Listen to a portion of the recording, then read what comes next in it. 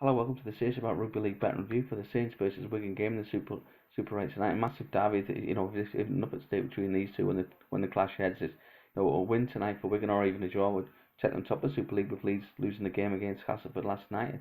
Brilliant game last night, some tremendous tries from Cas, fair play. But, Wigan could finish top now quite conceivably, but obviously they've got to play Cas last week and we saw how well they did. And there's a lot we spoke about Wigan's game last week against Hull.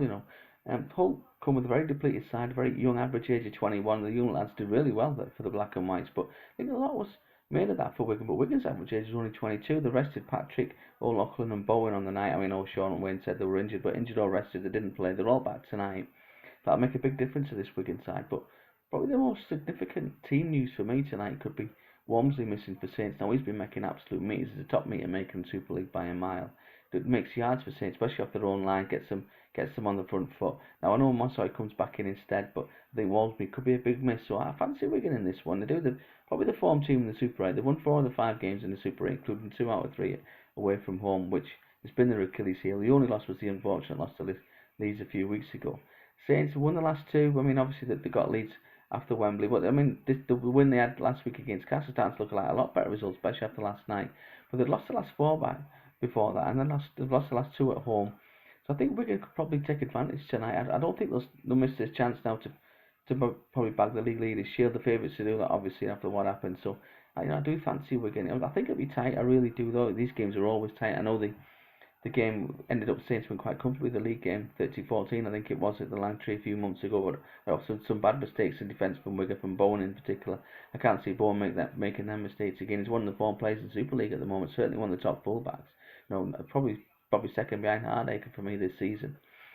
So yeah, I think Wigan win a tight one. I think probably the value could be, maybe Wigan to win by 1-12 or 2-1. There certainly won't be much in this 6-10 Wigan margin. That's about 5-1. That's probably what I say about this. But like I say, we're going to conceding, Saints are conceding 2 points on the handicap, and they're falsified to win the game. Even Wigan are even money, and they're getting 2 points start. Now I'd have them the other way around. So probably Wigan are just the value, but as opposed to the even money just to win in 80 minutes. I think I'd take the insurance of the 2 point handicap for Wigan. So the game's a draw, Saints win by a point, you'd still get paid out. I think that could be the way to go. I think that's kind of value, but I think this will be tight. Now, first try scorers, Tommy Matt's come back from injury really well for Saints. He's about 9-1. I think he's probably the value bet of the game for me to score the first try. I could definitely see Saints coming up Wigan quite early. When was a saver on Burgess? I think games like these, first tries do tend to be scored out on the wing, so 8-1 Burgess seems okay. Now, man in the match. Now, if Saints are to win this, you think it'd probably come from dummy half. So I think you've got to be looking to Roby. 6-1's good value. You don't normally get them kind of odds for Roby. Walsh has been playing well the last couple of weeks after he got slated by Kieran Cunningham a few weeks ago. I think that was at Leeds. But he seems to have really come into his own, Roby. But I think Walsh is coming to favourite now, which is understandable. He's picked up a couple of man of the match awards, but I think it'll be Roby this time. In big derbies like this, you need your rookers to play well. For Wigan, there to win, I think you just can't overlook Bateman. He seems to be the form player in the Wigan side at the moment. He's playing out with skin. He was brilliant last week against Hull. Probably just about carried the team on his own. I think without him, they probably are lost. So I think looking towards them two, Bateman and probably Roby for Saints, if that money match. That's kind of where the value is. But like I say, I probably fancy Wigan just to win this. A tight one, a good game. It could be a really close battle, tight, and not that many tries. I wouldn't have thought. But you you never know between these two. There'll be a battle. There'll be probably be a bit of biff. Like we all love to see that. A couple more games tonight as well. They've got Huddersfield going to Hull. Now again, this is all opened up for Huddersfield now. 2 wins. They beat Hull tonight and they beat Leeds next week, and they're guaranteed a home semi-final. So that result for Leeds last night has really opened up the top 4. These 4 are guaranteed. Huddersfield, Wigan, Saints, and Leeds are guaranteed to be in the top 4, which is where they'll finish. Top 2 get a home semi-final. So this has opened up for Huddersfield. Again, they'll be taking on this depleted Hull side who are missing a lot of players.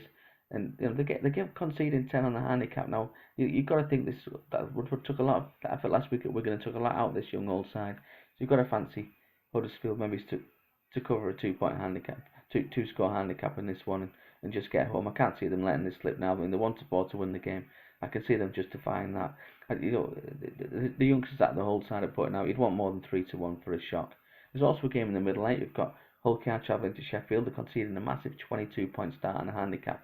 Now, the way Sheffield put up a really good fight and scored about 30 odd points at Salford last Sunday, so 9-1 for them looks really big. Bear in mind that they're playing against Hull Chaos have technically got nothing to play for. The Hull Chaos win against Bradford last week guarantees them Super League Rugby next season. I'm not too sure what kind of incentive there is for Hull Chaos to finish actually top of the middle eight section. We took them at the start, so we hope they do. But I'm not really sure what if there's any real incentive. The idea is to get into Super League. They've dodged the £1 million game. They're up for certain, and now Sheffield can still get in that £1 million game if they win today. So they've got plenty left to play for. Like I said, you'd think Super League class will tell in this one.